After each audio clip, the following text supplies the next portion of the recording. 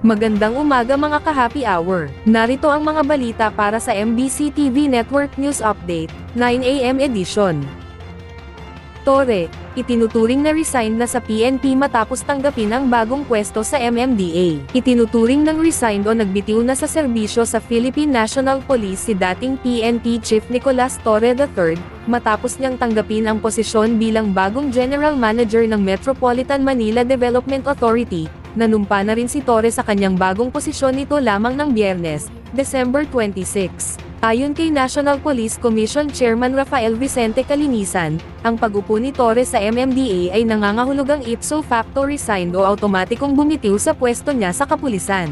Ang pagbibitiw naman ni Torre ay magbibigay daan para maging ganap ng hepe ng PNP si Lieutenant General Jose Malencio Naltates Jr., at makukuha rin niya ang pinakamataas na ranggong general na dating hawak ni Torre. Si Torre ang unang alumnus ng Philippine National Police Academy na namuno sa PNP, na parte ng tagapagpatupad Class of 1993, nakilala rin siya sa kanyang mahigit 3 dekada na serbisyo sa kapulisan. Naging pinuno rin si Torre ng Criminal Investigation and Detection Group na isa sa kanyang mga naging mahalagang papel. Matatandaan nagkaroon ng hindi pagkakaintindihan si Torre at ang Napolcom nang i-reshuffle ni Torre ang mga senior police officials. Magpapatuloy sana si Torre sa kanyang pwesto bilang PNP chief kung tinanggihan niya ang MMDA, hanggang sa umabot siya sa mandatory retirement age na 56 sa March 2027.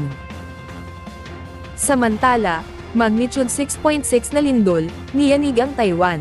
Niyanig ng magnitude 6.6 na lindol ang Taiwan nitong Sabado ng gabi, ayon sa Philippine Institute of Volcanology and Seismology. Sa advisory na inilabas ng PHIVOLCS, iniulat na ang lindol ay naganap bandang alas 11:05 ng gabi, at napag-alaman na ang sentro nito ay 24.65 degrees north, 122.4 degrees east, mga 429 na kilometro sa hilaga-hilagang kanlurang bahagi ng Itbayat, Batanes. Ayon sa United States Geological Survey, ang epicenter ng lindol ay nasa 31 kilometro sa silangan-timog-silangan ng Yilan, Taiwan, at may lalim itong 68 kilometro. Dahil dito na itala sa Basco, Batanes ang Intensity 1, ang pinakamababang antas sa PHIVOLCS Earthquake Intensity Scale, na nagpapahiwatig ng napakaliit na pagyanig na malamang ay hindi mararamdaman ng karamihan sa mga residente, at wala namang naitalang banta ng tsunami ang naturang lindol.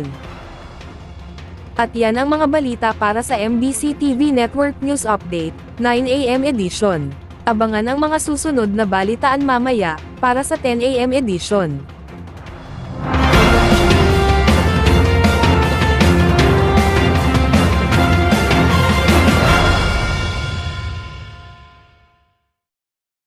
Mga ka-happy hour, kung gusto mong manood ang mga balita sa MBC TV Network News Update, mag-subscribe sa aming YouTube channel, i-like ang aming Facebook page, at i-follow sa aming TikTok account.